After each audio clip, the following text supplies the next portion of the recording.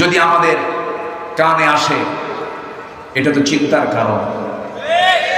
আমরা 25 বছর দেখেছি, কেউ 25 বছর চালিয়েছেন, কেউ 16 বছরে দেশ চালিয়েছেন, কেউ 9 বছর দেশ চালিয়েছেন, মাঝখান দিয়া কেয়ারটেকার গভর্নমেন্টটা চালিয়েছেন কয়েক বছর। সব দেখা শেষ। আগামীর দেশ আমরা দেখতে চাই কোরআনের দেশ, ইসলামের দেশ। রাজি আছেন কারা কারা? হাত উঁচু করে দেখান মুসলমান।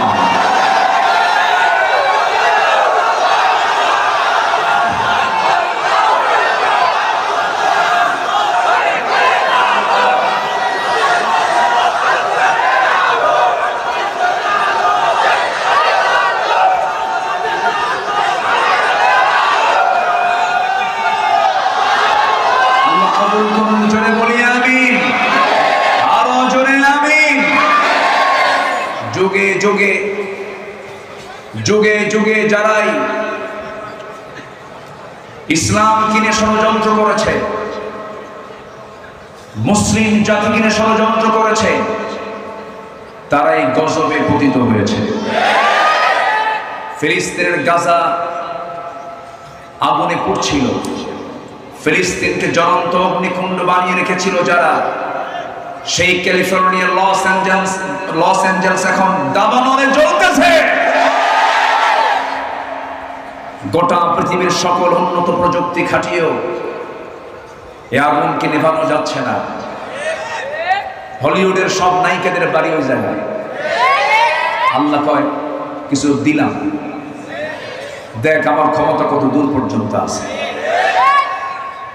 যারা ছিলেন 16 বছর, তারা ভেবেছিলেন ইলাল মাউত, মউত পর্যন্ত আমরা আছি, আমাদের ঠেকায় কে? কিন্তু একজন যে পিছনে রব আছেন, তিনি আমার কে? আসতে বলবেন না, তিনি আমার কে? অসম্ভবকে সম্ভব করতে পারেন কে? অস্তিত্ব থেকে অস্তিত্ব দিতে পারেন কে? ওরা আলেমদেরকে বেইজ্জত করতে চেয়েছিল, আলেমদের বেইজ্জত করতে গিয়ে তারা ল্যাংটা হয়ে বিদায় হয়েছে। তাদের অস্তিত্ব নাই, এখন তারা ফেরেশতার মতো। ফেরেশতাও দেখা যায় না, ওদেরকেও দেখা যায় না, ঠিক কি না? কথা বলবো? আগ্রহ আছে, শোনার আগ্রহ আছে? জোরে বলি ইনশাআল্লাহ, জোরে বলি ইনশাআল্লাহ। এই জায়গায় আমাকে আসতে দেয়নি। এখানকার স্থানীয় যিনি জনপ্রতিনিধি, উনি আমার বিরুদ্ধে বিরুদ্ধচারণ করেছিলেন, বাজে কথা বলেছিলেন। পাবনার দইবাজারে একটা মাহফিল ছিল আমার, 2015 সালে আমাকে লক্ষ্য করে গুলি করা হয়েছে, মঞ্চ আগুন ধরিয়ে দেওয়া হয়েছে। যারা কোরআনের মঞ্চ আগুন জ্বালায় দেয়, তারা কোনদিন বৈধ সন্তান হতে পারে না।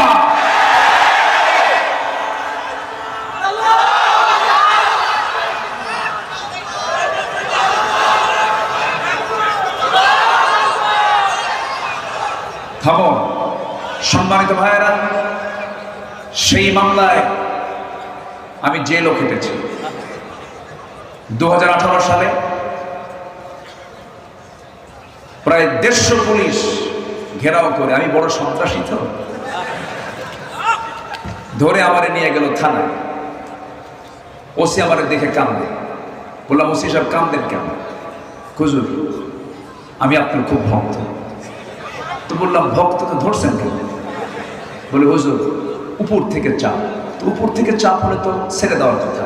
কোন উপরে? হুজুর সেই উপরে না, দুনিয়ার উপরে। মানে ইলাহা ওদের কাছে দুইটা, একটা হচ্ছে আকাশের মালিক, আর যারা দুনিয়া চালায় ওর একটা মালিক। তা আমি বললাম, আপনি আমাকে ধরলেন, হুজুর কি করবেন? চাকরি বাঁচান তো ফরজ। আমি বললাম, ইমান বাঁচান তো নফল। মামলা আরো যোগ কইরা দিল পাঠায়া, হুজুর জেলখানায় যা থাকে। তো দুনিয়া তো জেলখানা, আর দুনিয়া সিজনুল মুমিন ওয়া জান্নাতুল লিল কাফির। বড় জেলখানা থেকে ছোট জেলখানায় ঢুকলাম। দুনিয়াটা একটা জেলখানা না, বড়, আর মানুষের তৈরি করে জেলখানাটা ছোট। ঢুকলাম ভিতরে, কোন আলেম ওলামা জেলখানায় ঢুকতে নিয়ে কাঁদে নাই, সব হেসেছে। ঠিক কিনা বলেন? মনের তৃপ্তি আছে না নাই বলেন তো? আমি তো চুরি করি না, আমি কাঁদবো কেন? ঢুকলাম ভিতরে, আমারে দেখেই 85 বছরের এক বুড়া চাচা সালাম দিয়ে বলে, হুজুর আপনি জেলখানায় ঢুকছেন, খুব খুশি হলাম। আমি বললাম খুশি হলেন কেন? হুজুর মাহফিলে যাই, দেখা হয় না, মুসাফা হয় না, একটু আলিঙ্গন করবো তাও হয় না, একটু দোয়া নেবো ঝাড়ফুঁক নেবো তাও হয় না, এই চান্স কি আর আসে কোনোদিন? দোয়া করি আপনি ভিতরেই থাকেন। তো ভিতরে ঢুকলাম, তো চাচাকে বললাম, চাচা এই 85 বছরের বয়সের নাতি পুতি তুই আপনি জেলখানে, আপনি কোন কাম করছেন?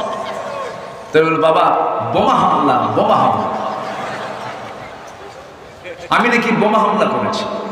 বলুন তো 85 বছরের বুড়োর হাতে যদি বোমা তুলে দেওয়া হয়, উনি কি লক্ষ্য স্থানে মারবেন না নিজের মাথার উপরে পড়বে? এই ছিল 16 বছর। সম্মানিত বন্ধুগণ, আল্লামা সাঈদীর কথা কে না জানেন? আমার ডান পাশে যিনি বসে আছেন কেঁদেই ফেলেছে। 2009 সালে আমার জীবনের প্রথম হজের সফর, ওই বছরে আল্লামা সাঈদী রাহিমাহুল্লাহ রয়্যাল গেস্ট হয়ে উনি তার জীবনের শেষ হজটা করেছেন 2009 সালে। 2010-এর 10 ফেব্রুয়ারি এবং 11 ফেব্রুয়ারি এখানে তিনি মাহফিলও করেছেন, লাস্ট মাহফিলটা। তো হজে যখন গেলেন, সবাই মিলে আমরা তাকে বললাম, হুজুর দেশের অবস্থা খুব খারাপ, মামলা চলছে, প্রস্তুতি চলছে, গ্রেফতার হচ্ছে, ট্রাইব্যুনাল গঠন হয়েছে, আপনি দেশে ফিরলি আপনাকে ধরে ফেলবে। উনি মুস্কি হাসি মেরে বললেন, সাঈদী পালায়া থাকার মানুষ না। আল্লাহু আকবার বলবেন না? আমার দেশ, আমার জনগণ মানবেতর জীবন যাপন করবে, মাজলুম থাকবে, আর আমি আরামে ঘুমাবো, এই শিক্ষা আমার রাসূল দেন নাই। উনি ফিরে এসেছেন, ঠিকই জেলখানায় ঢুকেছেন, জীবনের শেষ বিদায়টা দিয়েছেন কান্না দিয়ে না হাসি দিয়ে? তিনি হেসেছেন, আমরা কেঁদেছি। সম্মানিত ভাইরা, এই মাঠে এই জায়গায় তিনি বসে ওয়াজ করেছেন। আমি নগণ্য, আমার সে যোগ্যতা নাই। আমি তো জানি আমার ইলম কদ্দুর, আমার কোনো ইলম কালাম নাই। লা ইলমা লানা ইল্লা মা আল্লামতানা। আজকে তিনি যদি থাকতেন, আজকে এই মাহফিলের পরিপূর্ণ হক তিনি আদায় করতে পারতেন। যার মাহফিলে প্রথম দিন যত লোক হয়, দ্বিতীয় দিন আরো বেশি লোক হয়, তৃতীয় দিন আরো বেশি লোক হয়, চতুর্থ দিন আরো বেশি লোক হয়। কি এক বক্তৃতার জাদুঘর তিনি ছিলেন। আমরা শুধু তাফসীর মাহফিলে এই প্ল্যাটফর্ম থেকে প্রথমে তার জন্য দোয়া করে, আল্লাহ তুমি তার কবরটাকে জান্নাতের নূর দিয়ে মুনাফফার করে দাও। আরেকটা দাবি, আল্লামা সাঈদী তার স্বাভাবিক মৃত্যু হয়নি, তাকে 13 আগস্ট জেলখানা থেকে চিকিৎসার নাম করে সুস্থ মানুষকে ধরে এনে হসপিটালে ভর্তি করায়া মেডিকেল বোর্ড তৈরি করে পরিকল্পিতভাবে দিল্লির প্রেসক্রিপশনে পয়জনিং করে তাকে হত্যা করা হয়েছে।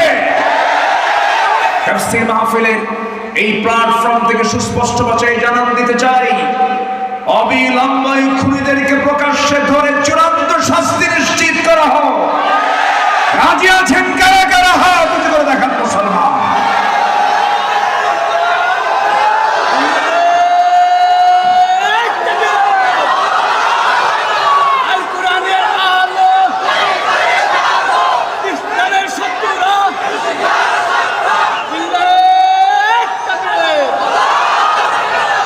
আল্লাহ কবুল করুন, জোরে বলি আমিন। পূর্ব আকাশে সূর্য উদয় যেমন সত্য, আমার বিশ্বাস এই সবুজ ভূখণ্ড 55,000 বর্গ মাইলের এই সোনার বাংলাদেশে ইসলামী হুকুমত কায়েম হওয়া তেমনই সত্য। কারণ শহীদের রক্ত এই জমিনে ঝরেছে। এটা হচ্ছে তার বড় ইতিবাচক দিক। এদেশের মানুষ শহীদ হওয়া শিখেছে, শহীদ হতে প্রস্তুত। এমন একটু উর্বর জমিন এখন বাংলার জমিন। আলহামদুলিল্লাহ বলে, জোরে বলি আলহামদুলিল্লাহ। সম্মানিত ভাইয়েরা, অনেক কথাই তো আছে, এক রাতেই তো আমাকে শেষ করতে হচ্ছে। আসুন না আমরা সেই আলোচনার ধারার দিকে আস্তে আস্তে চলে যাই। কষ্ট হচ্ছে না তো আপনাদের? সম্মানিত হাজিরিন, কোরআন তো সেই কিতাব যা দিয়ে সব ফয়সালা হয়, সব সমস্যার সমাধান এর মধ্যেই পাওয়া যায়। বলি আলহামদুলিল্লাহ। আজকে আমি সারাদিন ফিকির করছিলাম কি বিষয় নিয়ে কথা বলা যায়। বহুদিন পরে যাচ্ছি তো সূরা আহজাবকে আমি মাথায় নিয়েছি। সম্মানিত ভাইয়েরা, এটা এমন একটা কিতাব, আমি কাতার থেকে বছর দুয়েক আগে দোহা টু ঢাকা বিমানে চললাম, বিমানে উঠলাম। ৩৬,০০০ ফিট উপরে তখন বিমান। নিচের দিকে তাকায় দেখি জমিন তো দেখা যায় না, সূর্যের কিরণে কিছু মেঘ, বিশাল মেঘের স্তূপ, মাইলকে মাইল, চোখ আর পাচ্ছে না, এত দূর পর্যন্ত মেঘের এই মেঘমালাগুলো ঝুলে আছে সূর্যের নিচে। তা আমি ভাবলাম যে এগুলো কেমন করে থাকে, এর কি ওজন আছে নাকি? আমার এই ধারণা ছিল না যেটা রিয়ালি ওজন আছে কিনা। একটু সার্চ দিয়ে দেখলাম না, কিউমুলাস নামক কিছু মেঘমালা আছে যাদের ওজন 10 লক্ষ টন পর্যন্ত। তো ভাবলাম, আল্লাহ তুমি কি তোমার কালামে এই কথাগুলো বলেছ? আমি একটু চিন্তা করলাম, সূরা রাদের দিকে চলে গেলাম। রাদ মানে হলো বজ্রপাত। আল্লাহ রাব্বুল আলামিন এই সূরার 12 নম্বর আয়াতে বলছেন, হুয়াল্লাযী ইউরীকুমুল বারকা খাওফান ওয়া তামআন ওয়া ইউনশিস সাহাবাস সিকাল। জোরে বলুন আল্লাহু আকবার। তিনি বলছেন, তিনি সেই মহান রব যিনি আকাশে মেঘমালাকে ঝুলিয়ে রেখেছেন, যে মেঘমালাগুলো ওজনওয়ালা মেঘমালা। আল্লাহ রাব্বুল আলামিন কোন মেঘমালাকে কখনো জমিনে ফেলে দিয়েছেন নাকি? ফেলে দেন নাই। যদি মাঝে মাঝে মেঘমালাগুলো যদি খণ্ড হয়ে যদি ভেঙে পড়তো, মানুষকে বিল্ডিং বানাতো নাকি? মাঝে মাঝে বিশাল বড় দুর্ঘটনা ঘটে যেত। তাহলে এখন বলুন, কোরআন শুধু যদি ধর্মীয় কিতাব হতো, নভমণ্ডল নিয়ে, মেঘমালা নিয়ে, আবহাওয়া বিজ্ঞান নিয়ে, মেটেরোলজিক্যাল সায়েন্স নিয়ে কোরআন কেমনে কথা বলে? কোরআন তো শুধু সাধারণ ধর্মীয় কোনো কিতাব নয়। আমার বন্ধুগণ, একটু মনোযোগ দিন, একটা তথ্য দিই, মূল আলোচনার দিকে আস্তে আস্তে চলে যাব।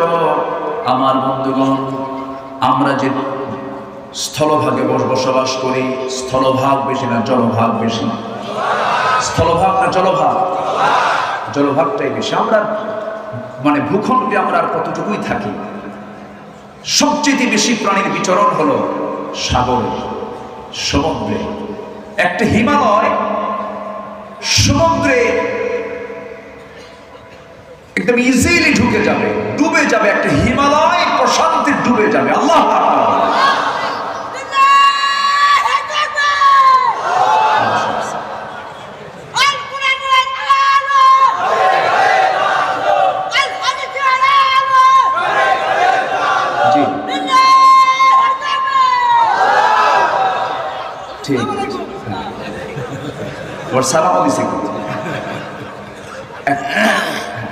ঠিক আছে, এখন বসে।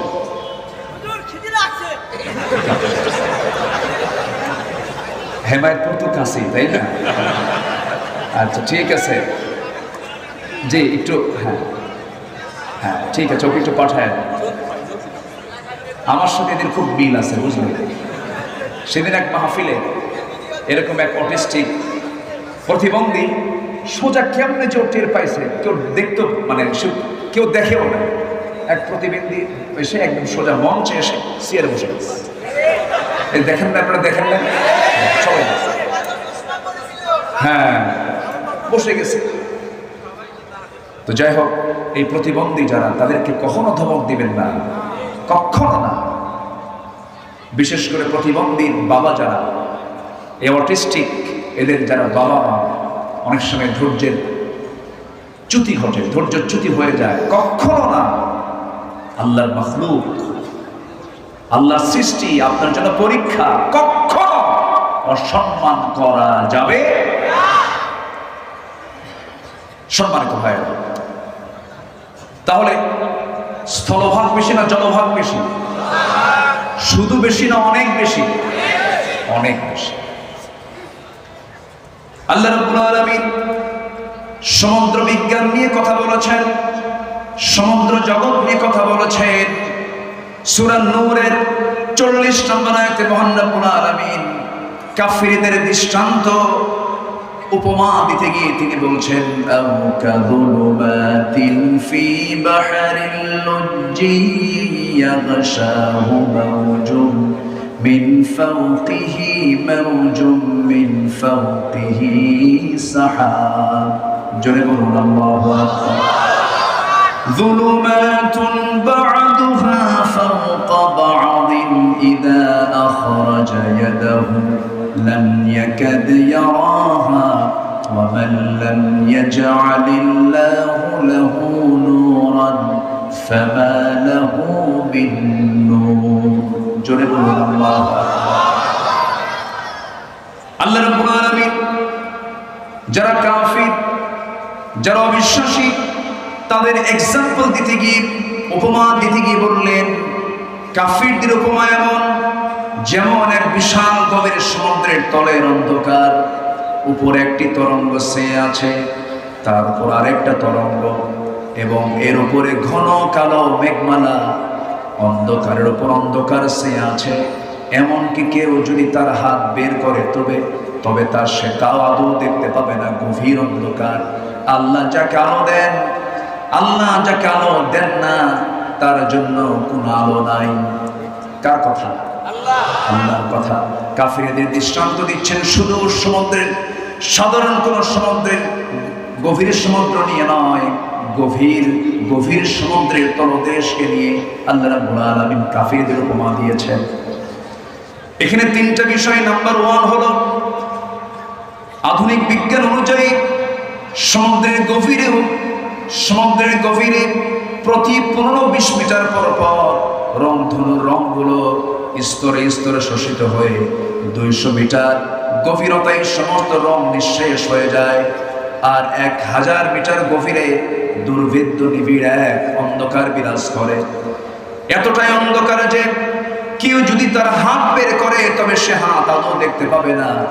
এই জন্য আল্লাহ রাব্বুল আলামিন সুন্দর করে ওই এক্সাম্পলটাই দিয়েছেন, যুলুমাতুন বা'দুহা ফাওকা বা'দিন ইযা আখরাজা ইয়াদাহু লাম ইয়াকাদ ইয়ারাহা। জোরে বলুন আল্লাহু আকবার।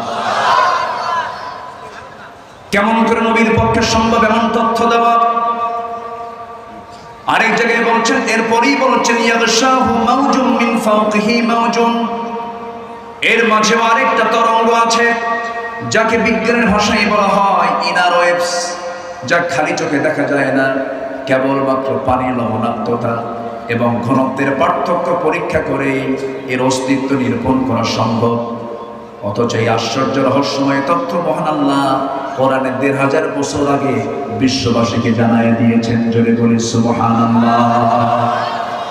আয়াতের শেষ অংশে রব্বুল আলামিন বলছেন, ومن لم يجعل الله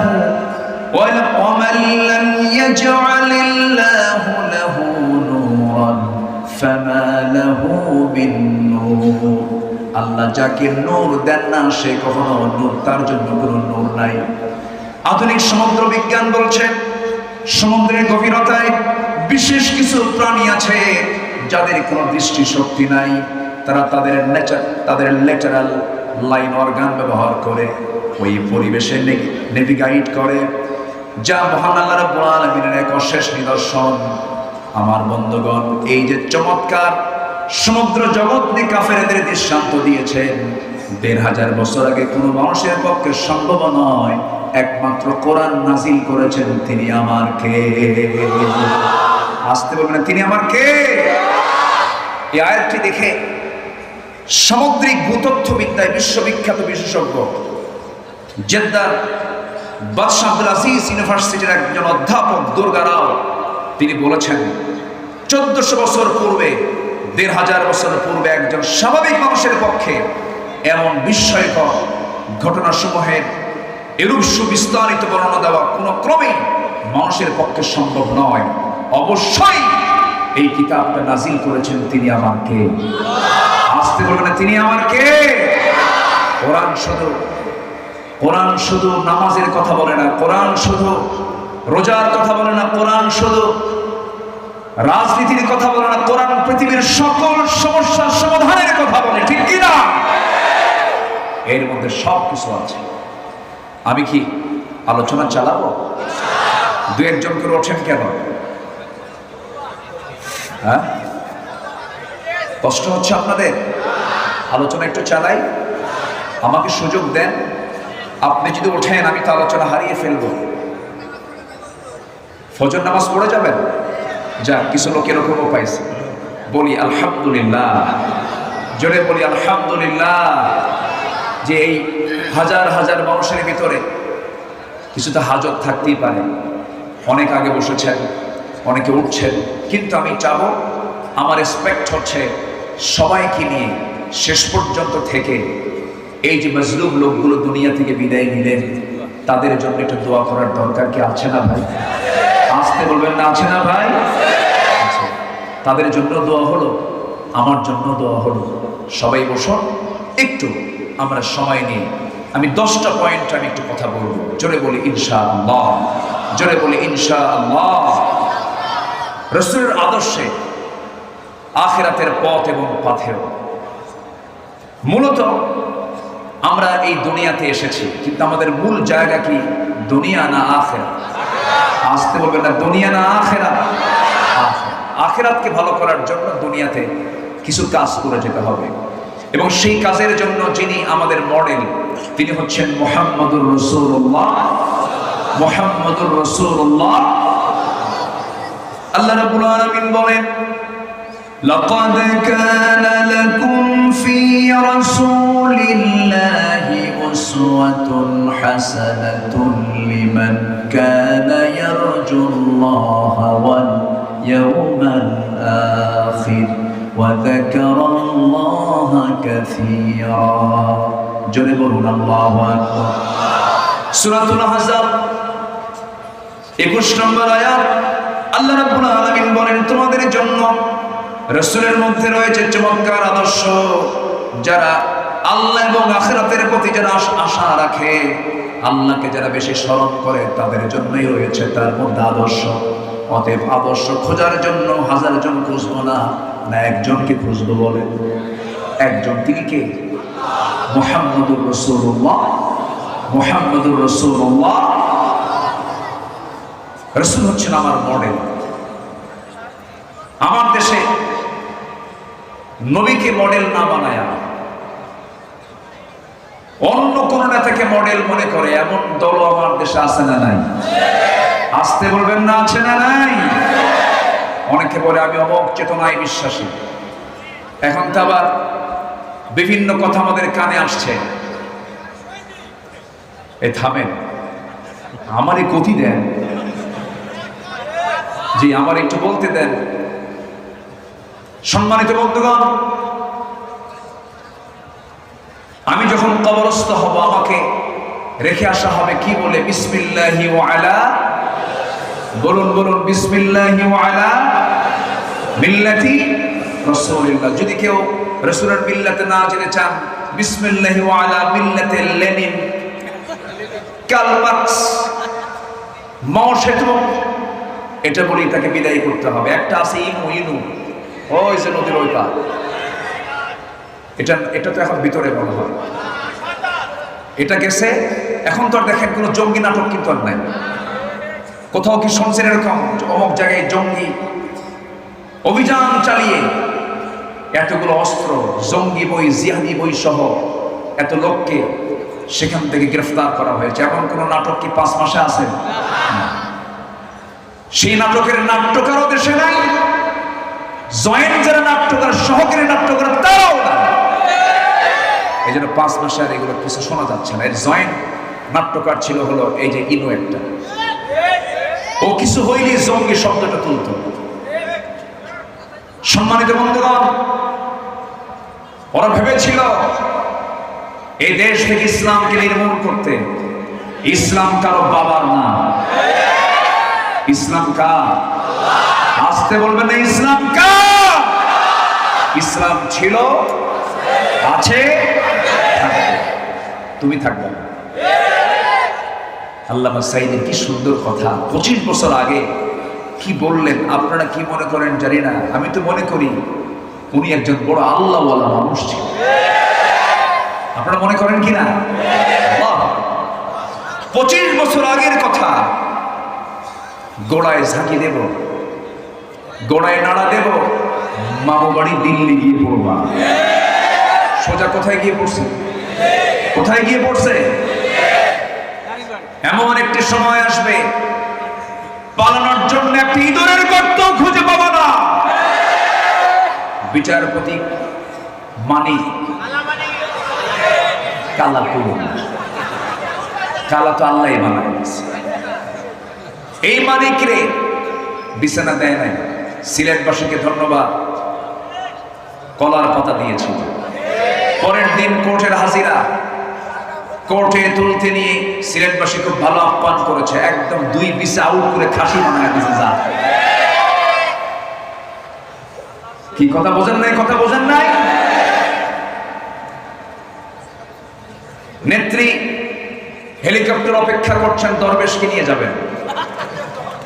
দরবেশ নাই, কয়েকদিন পর তার মুখের দাড়িও নাই, মাথার চুল কালো, পাঞ্জাবি খুইলা গেঞ্জি পড়ছে, পাজামা খুলে লুঙ্গি পড়ছে, যেন তারা কেউ না আসেনি।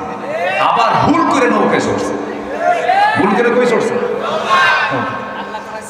নৌকায় চড়ে কি আর পার পেতে পারে? কোস্টগার্ড ধরে ফেলেছে। সাথে ছিল আইনমন্ত্রী। আইনমন্ত্রীকে কোস্টগার্ড বলে, স্যার আপনার কি সিনসিয়ার, থানায় চলে। আইনমন্ত্রীকে, আমি কি একা আসছি? আমি তো জামাতের সাথে আসছি। কিসের সাথে? উপায় নাই তো। কে? কই যে বসে আছে, মাথা ওই যে বসে আছে, মাথার চুল কালো, মুখে দাড়িও নাই, লোকটা গেঞ্জি পরা, লুঙ্গি পরা, লোকটা কে? ভালো করে দেখো, ওটাই করবে। ওরা চেয়েছিল আলেমদেরকে বেইজ্জত করতে, আল্লাহ ওদেরকে লাঞ্ছিত করে ছেড়েছেন। কত কথা বলবো, বহু কথাই তো রয়ে আছে। বলি বলি বলি জোরে বলি, ইনশাআল্লাহ দিন এসেছে আমাদের। এক মাঘে শীত যায় না তো। ওরা ভেবেছিল মাঘ আর আসবে না। সম্মানিত বন্ধুগণ, তাহলে সব আদর্শ মাইনাস, আমার আদর্শ একজন, তিনি কে? মুহাম্মাদুর রাসূলুল্লাহ।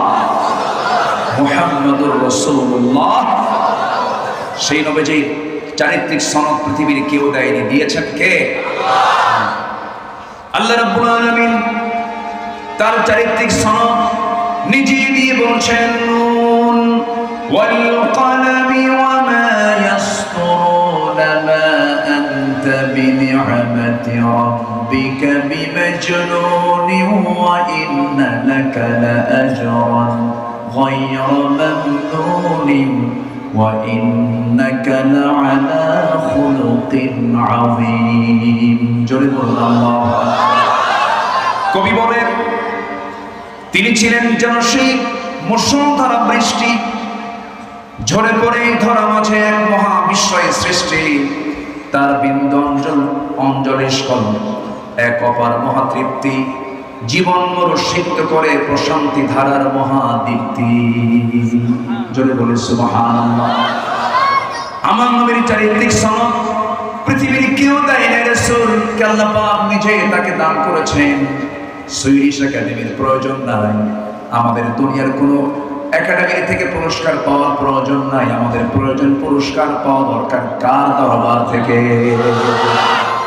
আল্লাহ বলছেন, বান্দারে আমি তোকে মহা পুরস্কারে পুরস্কৃত করব, শর্ত হলো বান্দা তুই আমার সঙ্গে মহব্বতে চলে আয়, আমাকে তুই খুশি করার চেষ্টা কর। আমার আল্লাহ তাআলা প্রত্যেক রাত্রিতে আরশ আজিম থেকে দুনিয়ার আকাশে চলে আসেন। যেরকম সুবহানাল্লাহ। সহিহ হাদিস, আমার আল্লাহ তাআলা প্রত্যেক রাত্রিতে, শেষ রাত্রিতে, মাঝ রাত্রিতে ফিস সামাঈদ দুনিয়া, দুনিয়ার আকাশে চলে আসেন। এসে বলেন, আলা মিন মুস্তাগফিরিন ফাগফির লাহ, কোন ক্ষমা প্রার্থী আছো আমার কাছে ক্ষমা চাবে, আমি তাকে ক্ষমা করে দেব।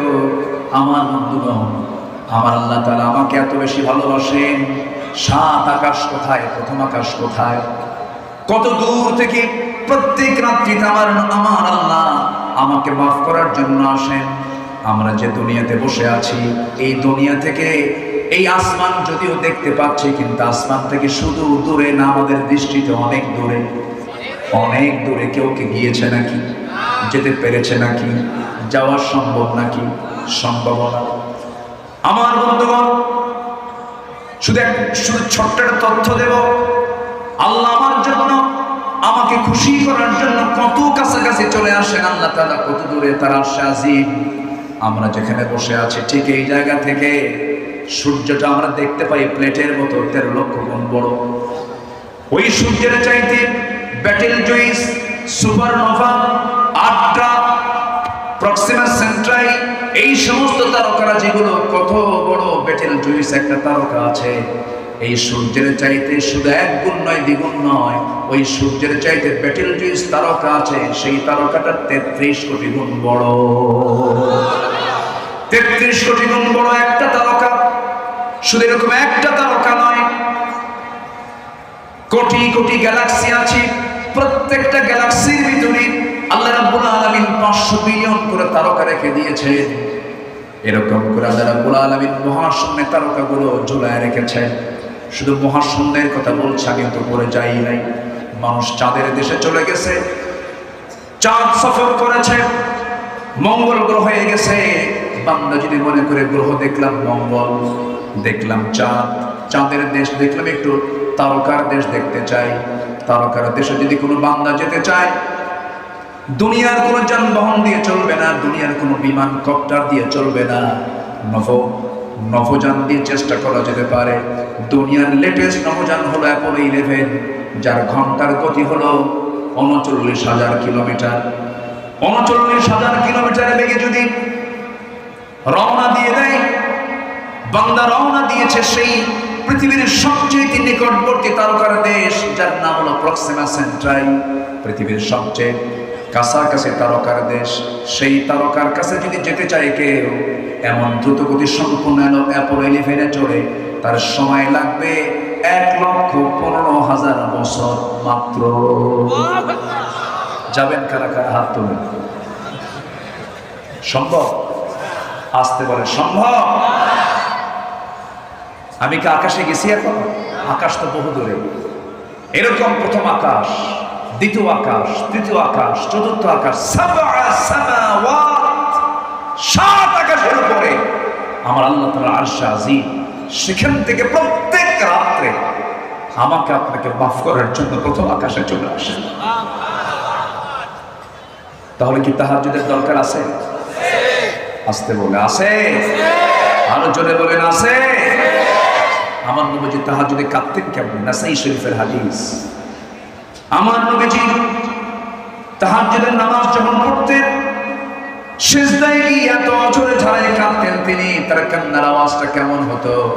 হাদিস এসেছে, চুলায় আগুন ধরিয়ে দেওয়ার পরে পাতিলে পানি তুলে দিয়ে যদি পাতিলটার পানি গরম করা হয়, গরম হলে পরে, সিদ্ধ হলে পরে পানি টকবক টকবক যে আওয়াজটা হয়, আমার নবীর সিজদায় পড়ে যখন তিনি কাঁদতেন, টকবক পানির মতো আওয়াজ আমার নবীর মুখ থেকে বের হতো। রাসূল এত কাঁদতেন, সবচেয়ে বেশি কেঁদেছেন আমার নবীজি। জায়নামাজ ভিজে যেত, এত কান্না তিনি কাঁদতেন। এই কান্নার অধিকাংশ কারণ ছিল আমি এবং আপনি, আমার উম্মত। জোরে কোন সুবহানাল্লাহ। ইন তুআযিবহুম ফাইন্নাহুম ইবাদুক। আল্লাহ তুমি যদি আযাব দাও, তুমি যদি শাস্তি দাও, তারা তো তোমার বান্দা, তুমি আমার উম্মতগুলোকে maaf করে দাও। তাহলে হাসরের ময়দানে সবাই বলবেন নফসি নফসি, আমার নবীজি বলবেন উম্মতি উম্মতি। এই জন্য আদর্শ মডেল দরকার একজন ব্যক্তির, মুহাম্মদ সাল্লাল্লাহু। যে নেতাকে আমি কবরে পাবো, যে নেতাকে আমি মিজানে পাবো, যে নেতাকে আমি পৌঁছাতে পাবো, যে নেতাকে আমি হাউজে কাউসারে পাবো, যে নেতাকে আমি কাল হাসরের ময়দানে পাবো, সেই নেতাকে নেতা না বানায়া দুনিয়ার উল্লুক ভাল্লুককে নেতা বানাবেন, কিয়ামতের দিন মুসিবতে পড়ে যাবেন। অতএব আমার আপনার জন্য আজকে সিদ্ধান্ত হলো, আমরা দল করব নবীর দল, দল করব আল্লাহর দল। সবাই রাজি আছেন? আল্লাহ কবুল করুন, জোরে বলি আমিন। আমার ভাইয়েরা, অনেক লম্বা কথা, রাসূলের আদর্শে আখিরাতের পথ এবং পথেও 10টি পয়েন্ট আমি কথা বলতে চাই। নাম্বার 1 হলো আমার নবীজির যে আদর্শের যে আখিরাতের পথ এবং পথেও নাম্বার 1 হলো নবীজির ভিতরে তাওহীদের পথে দৃঢ়তা এবং একনিষ্ঠতা ছিল। তাওহীদের পথে তিনি খুব দৃঢ় ছিলেন এবং একনিষ্ঠ ছিলেন। সবাইকে একনিষ্ঠ হওয়ার জন্য তিনি আহ্বান করেছেন। আল্লাহ রাব্বুল আলামিন সূরা হুদের মধ্যে বলছেন, সূরা হুদের 112 নম্বর আয়াত, ফাস্তাকিম কামা উমিরতা ওয়া মান তাবা মাআকা ওয়া লা তাতগাউ ইন্নাহু বিমা তা'মালুনা বাসীর। জোরে বলুন আল্লাহু আকবার। হে রাসূল, আমি আপনাকে যা আদেশ করেছি তার উপরে আপনি অটল থাকুন, অবিচল থাকুন। আপনি কখনো ঘাবড়াবেন না, আপনি কখনো দুমড়ে মুচড়ে যাবেন না। একজন মুজাহিদ কখনো বসে থাকে না, বসে থাকে না।